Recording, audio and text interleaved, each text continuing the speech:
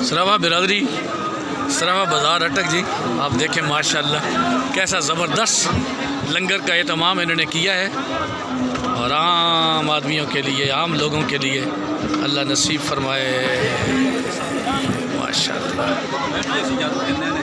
ठीक है ना सब, मेहरबानी। सराफा बाज़ार अटक, सराफा बिरादरी को जिंदाबाद। नदीम साहब, इफ्तिखार साहब, चौधरी साहब माशाल्लाह। नदीम भाई जिंदाबाद जी माशाल्लाह, अल्लाह नसीब फरमाए जी।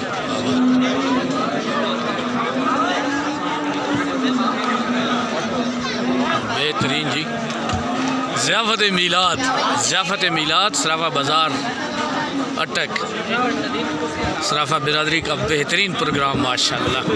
सराफा एसोसिएशन डिस्ट्रिक्ट अटक माशाल्लाह जी, अल्लाह आप लोगों को और तौफीक दे भाई माशाल्लाह। देखें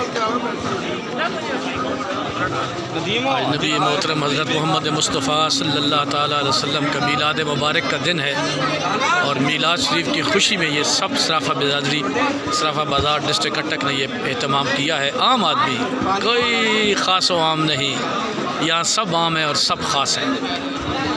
तो लंगर मीलाद खाने के लिए तशरीफ़ लाए हैं माशाल्लाह।